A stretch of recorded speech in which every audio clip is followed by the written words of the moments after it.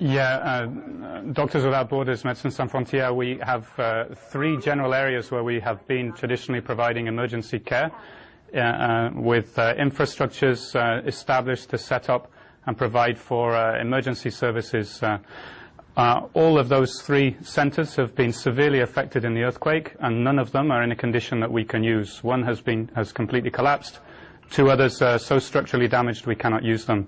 As a result, in all three locations we've established temporary shelter and moved our operations outside of those referral hospital settings.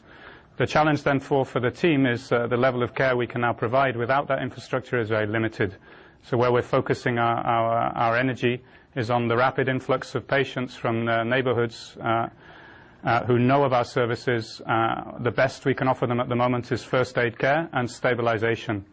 The reality of what we're seeing is severe traumas, head wounds, crushed limbs, severe problems that cannot be dealt with the level of medical care that we currently have available with no infrastructure really to support it.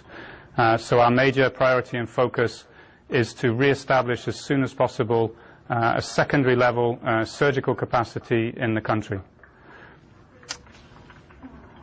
That I think just gives a general snapshot of where we currently are. We have altogether around 800 staff, medical staff working in Haiti. 30 of those are international.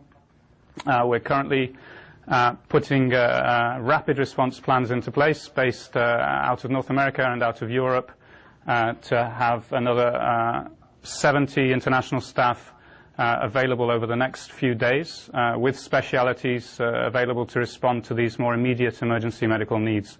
Likewise, we're prepared to and have now prepared freight including emergency inflatable hospital so we can set up exactly those services that we're currently missing.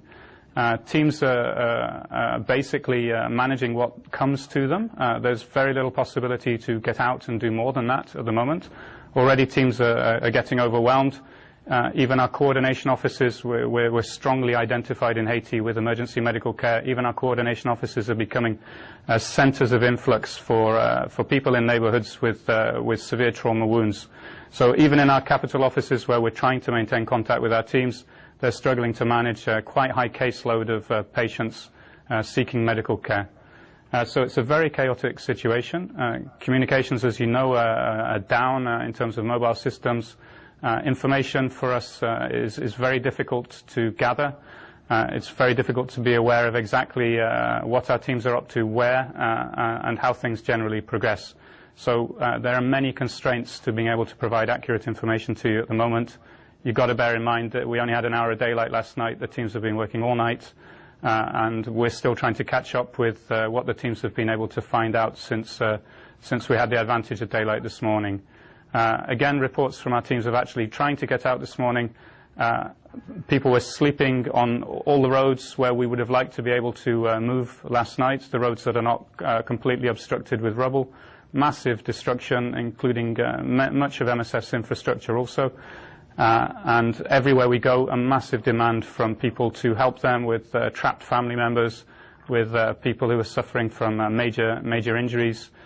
So you're on the streets, you're getting mobbed, us particularly because we're identified with that kind of medical care. So we have not accounted for all of our staff. We're very concerned about the welfare and safety of our staff, both international and national. So we have not accounted for all of our staff, and we're making every effort to do so. We're in direct contact with all of the family who have family members working with Médecins Sans Frontières, Doctors Without Borders in Haiti. And out of respect to them, and with the gaps in information that we currently have, I don't really have any more details that I can share.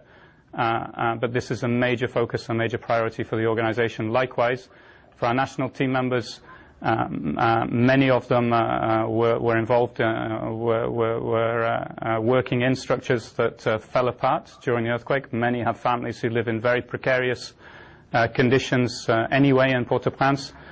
So a major concern for them is what has happened to their families. So they're also trying to establish that in addition to supporting the emergency care of the organization. So that is for us one of the key pillars that we're trying to work on right now, and I don't have all the information yet to brief you more thoroughly.